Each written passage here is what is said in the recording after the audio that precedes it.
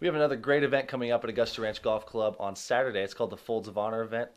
It's to help raise money for fallen soldiers' families. Wade, my first assistant, and I need to get together and sort of iron out the details of the event and get all that under control. We also need to get with Don Rae, who is the owner of the club, and let him know about some of the rumors that's going on lately with the ambassador program and how they're thinking about striking. This is not good for the day-to-day operation of the club. So Wade and I need to get with Don and kind of handle that and see what he thinks and pick his ear a little bit. What's going on is Norwood told Wade this morning that Chuck's trying to stage officially a coup or strike with like 8 guys for the summer. Why? Because he said they don't like the amount of hours they're going to be working and extra things they're going to be doing in the summer, like helping turn carts, things like that. Let them. Let them. What's the difference? I want to talk to Ron first. And so they got all the golf. They got to play all the golf they wanted in the with a week in advance, February, March. Cost us money, and now they don't like what's going to happen in the summer because that's when it gets hard. They have to earn their money. Yep.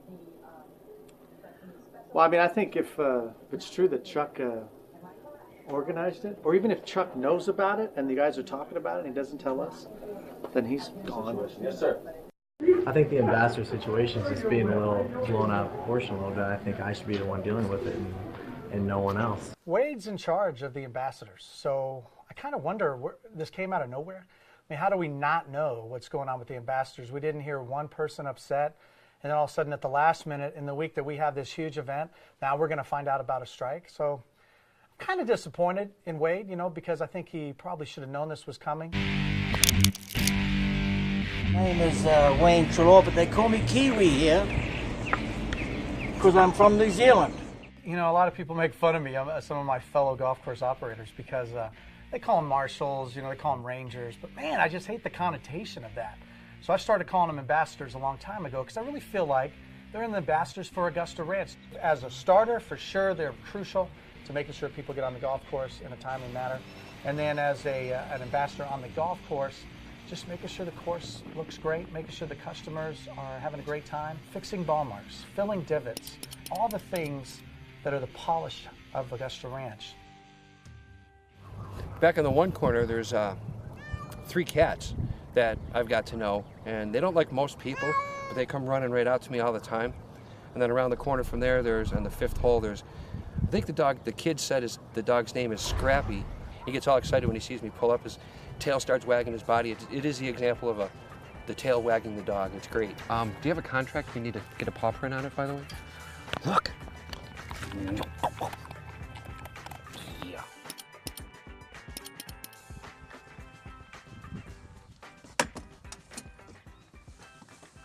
This evening, I got to meet with Chuck. He's the one behind the strike. He's the one that's causing all this turmoil between the ambassadors and the golf staff and everyone going on. We've heard that he started some rumors that he wants to get some guys together and walk out on us and cause some big problems for the golf course. Go ahead. This is your deal, not mine. The rumor is that the ambassadors are talking about going on strike. Well, that's more than one person, once again, are saying these things. And your name's getting thrown around, and some other people's names are getting thrown around. These things are being talked about. And if there's any rumor of trying to throw a coup or to strike, go ahead. No, seriously. If that's the case and you talk to some guys, go ahead. I've known Chuck for 8-10 years, so I've kind of got his body language down. I think he's lying. So we'll see. We're going to sit down with Ron, and Ron will tell us the truth. He said, Josh said, or something like that, okay? And I'm going, wow. Okay, he says, well, that ain't right, And he says, Ron, he says, yeah, if we could get enough people to say they don't want to do it, something to the fact that if we could get a strike or something going, he says, then we'll let them know, or maybe they'll change, maybe we can hire more people. That was a couple. Has he talked to anybody else about this? Well, he's talking like people are complaining to him. People complaining? Are you kidding me? The program is great. People love the program. I don't get it. I'm hearing one thing from Ron, a completely different thing from Chuck. I had a meeting with Chuck. He was quiet, just like Don said. Denied the whole thing. Had a meeting with Ron. He's saying people are complaining. He's trying to get guys together to strike. I don't know who to trust right now because I'm hearing two different stories. This is ridiculous. I got to get to the bottom of it, plain and simple. It really upsets me that Josh would pull one of the ambassadors aside and talk to them about something that's going on when I'm supposed to be the head guy. What is your name, Jerry? Daniela. What is it? Daniela. Roper. My name is Daniela Roper, and I drive the golf cart around. I go around asking all the golfers if they want anything to drink or snacks. I've been doing this for 3.5 years now, and it's fun. It's a fun gig. I don't know, every once in a while I get kind of bored. It's the same thing over again, but yeah, it's fun.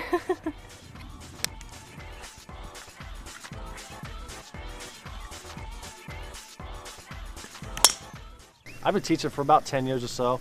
Really got into it the last 5 years or so, and I teach basically every day. So yesterday we came into golf, and Josh checked us in. He kind of had an accident, and he was down in the dumps and didn't want to do anything, and he's very competitive, and the doctor told him he couldn't do anything because of this accident. And then his mom wanted to get a lesson from me for him, and then I gave him his lesson and told him about his ability to bend his wrist so much and how that could be great for his golf swing, especially if he had the proper training. And I guess that night he went home and watched a bunch of golf videos. We had another lesson the next day, and he's loving it. He's obsessed now. I guess he's addicted. So his mom thanked me and couldn't be happier about the situation and what happened here this week.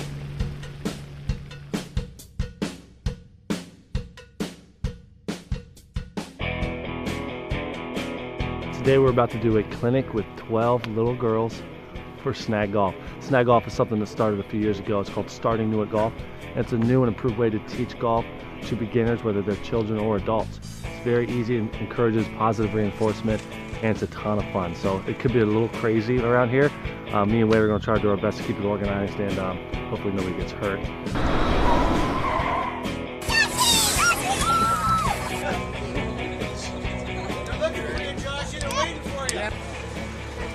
You ready to have fun? All right, we'll go park this. We'll try that.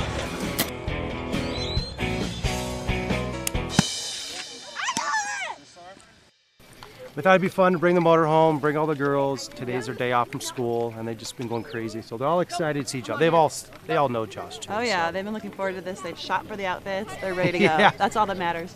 This and the snack bar. Yeah, the snack bar. Pretty much the snack bar is what they're really looking forward to. But, yeah, Josh is a great guy. He's been part of our family. He's basically is a 30-year-old kid himself. The girls are going to love this. I'm going into the back to put on a thing called the Snag suit. The Snag suit's awesome. It's this big Velcro suit that the girls can hit balls into me, and it sticks to you. The girls have no idea. They're going to love it. They're going to freak out. Hopefully I don't get hurt. The Snag suit looks like it's got a lot of padding, but it doesn't. And as soon as you put that thing on, you're the target of screaming, angry children, and all they want to do is maim you, and it's not fun.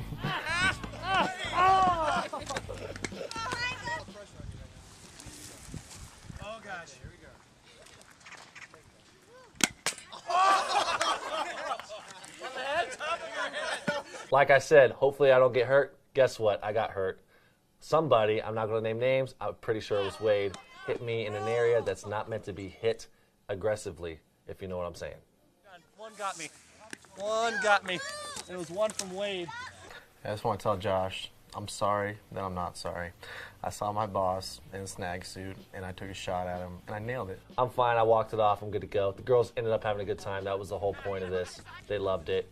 And that's the great thing that Snag does, is they encourage the learning of the game of golf through fun.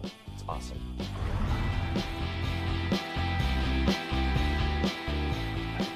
We finally got Chuck and Ron together. I mean, I don't know. It seems like there's more people out there than what we're hearing are not happy. And if they are, they're not telling me. Now, they may have said something to Ron, I don't know. But they have not said anything to me about it. And again, I think everything... Third meeting now about the potential strike, and Chuck's giving me the runaround. Ron, not really sure where he stands, and we still have no conclusion on what's going on with the ambassadors. But I'm sick and tired of grown men not telling the truth. And what do you know? Right after this meeting, someone wrecks a golf cart on the golf course, and I got to go out there. I came around the corner too fast in that cart and hit that one was sitting there, and I hit it by accident. And this is something I've never seen before. The cart's off the cart path on the side, kind of on the grass, and the wheel is knocked off the hub. Never seen that one. And supposedly they were making a turn too fast. I call BS personally. So what do you know? I end up having to jack the thing up, change the tire.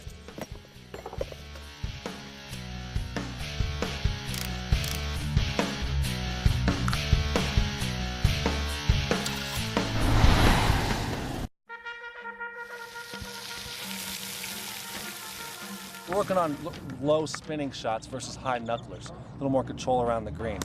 So when we first started, he was hitting these high knucklers, which is good. He hit them well. He controlled his distance. But on quick greens and elevated shots, things like that, more mounding, he's not going to have as much control than he had with like a spinning shot. So he's trying to help me get a little bit more spin, a little more pro style than my amateur kind of bump and run. Or the knuckler. It works. It gets me close enough to make the putt, but I understand what he wants is be able to spin it and get it tight and control it.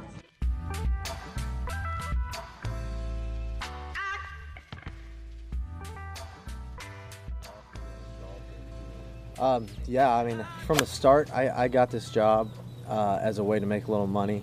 As a 21-year-old, wanting to go out and have a good time with my friends. And it's over the last year and a half, it's turned into a career where I went from working 15 hours a week to now 70 hours a week. Going into this job, though, I had dreams of being a professional golfer. I wanted to play on the PGA Tour. The biggest conflict with me is risking a career that I could possibly have a long-term job with, and something I'm very happy doing. I love giving lessons. I love working in the golf business. It's a big decision that I have to make. I need to make it soon while I'm still young if I want to keep working here or if I want to take a shot at the tour. I mean, it's a risk. Wade's golf game. Yeah, he's good. He's good. His potential could be even higher if he just had the time and the ability to pursue his career as a professional, just like anybody working in the business. You just don't have the time to hit balls or practice or even play for that matter.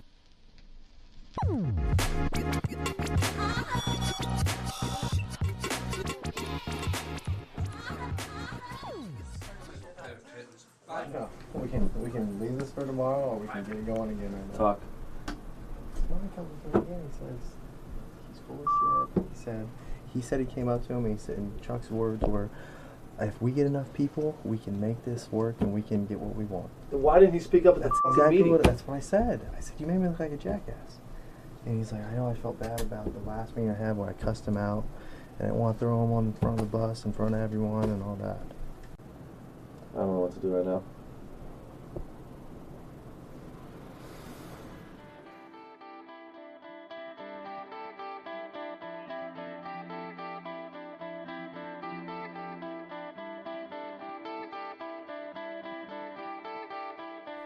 So it's the day before the big event, the Folds of Honor. Kind of wrapping up the details with Wade and Don. What I'm trying to figure out is where the heavy military equipment's going to go. Put the deuce and a half right here, right? With it facing this way, and then have like a half circle with the flag like this. Here. I want to put that deuce and a half on top of that thing. That's what we're talking about, yeah. How much do you think that weighs? 10,000 pounds? Probably. That's what we're figuring. It's like five cars, like dude. You know, the deuce and a half, it's just something that big, driving on top of the grass. I know one thing. I never want the superintendent mad at me. Big Brown, I don't think it's that So if it was sitting up there, on that hard ground up there, it'd probably be all right. you think so? Yeah. You know, what That's you the Army could guy. do. That's the Army guy, dude. What you Freaking could 30 do. years. No, seriously. You know what you could do? The irrigation guy's going to be fixing it. Well, when we made dents, we didn't care. You know, Yeah, exactly. We blew things up all the time. Weight is huge at a golf course. I mean, those irrigation pipes, PVC just doesn't last. Everything out here at Augusta Ranch is 10 years old.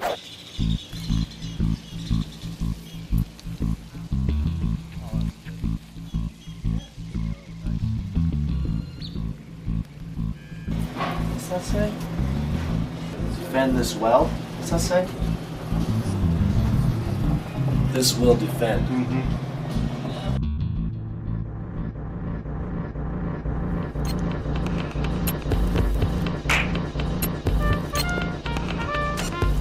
Alright guys, so basically what's going on is we're scrambling right now. It's the day of the tournament. Everyone's running around trying to get ready. We're waiting for that big military vehicle to show up any second now. I've been hammering the flags in the ground. The ground was harder than I thought. Trying to find a spike, couldn't find it, finally did.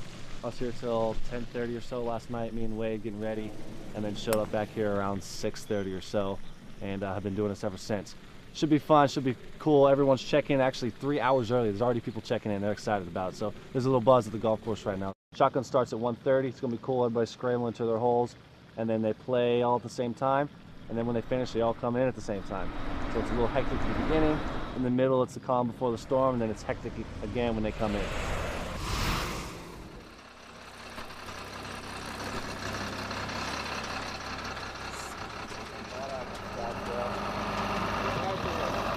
I think it's going to be okay, but I'm a little concerned because more than likely this thing could damage the grass. Beautiful.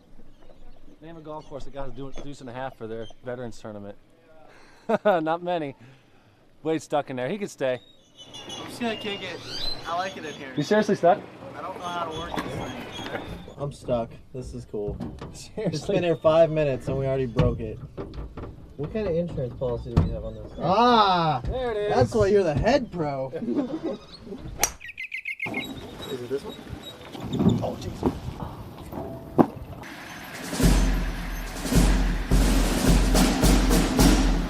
No other golf course does this.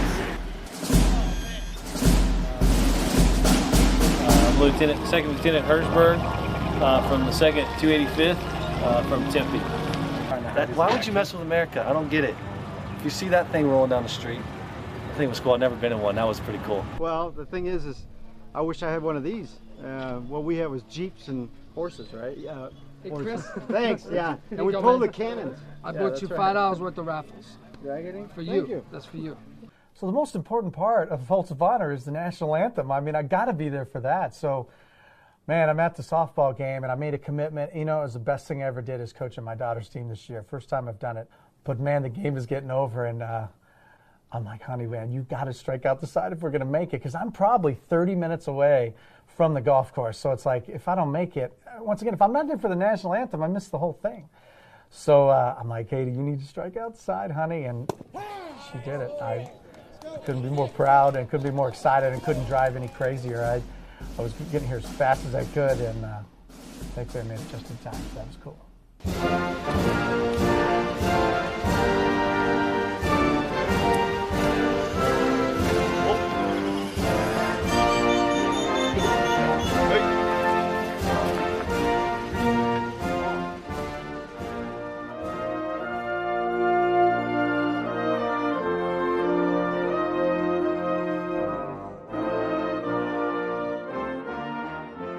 I hope Don's happy with the hard work we put in for this thing. The whole staff has been working hard on this all week, mostly towards the last end of the week, the last few days. And at the end of the day, we all want Don's approval. Man, they did a really good job. I was impressed. All right, guys, who has not played in a scramble golf tournament? Raise your hands. Roberta over there, yep. So scramble golf tournament, guys, if you don't know it, is everyone hits a golf shot off the first tee. The best shot from there is played until the ball is holed. We come out, have a good time, you know, and enjoy each other's company, and these guys like to try to beat me, I guess, if you know. I'm not that good. We're actually twin brothers. Yeah. Like, I was next to the feeding tube. in the placenta. He was the prize. He was the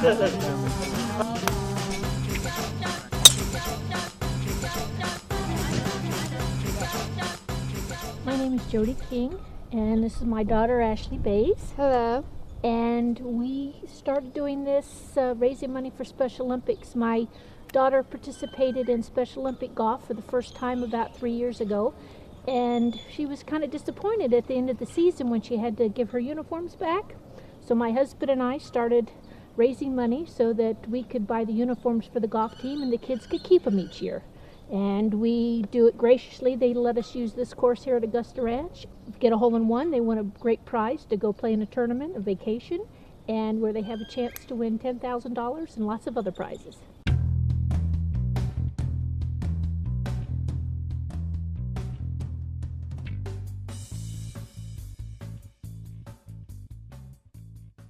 My name's Diamond Cooper. I'm the food and beverage director here at Augusta Ranch Golf Club. Basically what's getting ready to happen is we're getting ready to serve about 100 people. We're going to have some beef tenderloin, some chicken, some au gratin potatoes, mixed veggies, all that good stuff. Just getting it set up right now. We're going to set up all the tables now, and then I'm just going to head in and get that taken care of, and that's pretty much it. Diamond just blew me away. I think Don too, because we were wondering what this table was. Like, what's that little table for? Is it somebody special who's here? Thought it was for Ollie Babbitts, but it's for the soldier who couldn't be here. Yeah, it's awesome. That's the next level stuff that now Food and Beverage is doing. We love it. That's what we do here, baby. Come on, baby, JB. 772026. Look at it, kid. That little guy's winning everything. He's got luck. And I ended up golfing with an older gentleman. His name was Ollie, 88 years old. He's pulling his cart the entire 18 holes while I'm driving in mine, probably 30 plus years younger than him. He's very proud that he's one of the few remaining people from the veterans from World War II. I know he's been at I think he was one of the ones that raised the flag up at the World Trade Center. You know more about your military career than I do, but you know what? This is our friend, Ollie Babbitts. Please welcome him. Round of applause, please. My birthday is December 6th. 1941, I was 17 on December 6th, and we were attacked December 7th. We never saw the Japanese during the day. We always saw them at night, and they would come in. They were running short of water, they were running short of food, and so they would scavenger, trying to get whatever they could. They'd kill as many as they could and get back, fight their way back into the caves and the tunnels. The Folds of Honor to me isn't like, oh, we're a golf course and we're going to be philanthropic and we're going to give a lot of money to charity.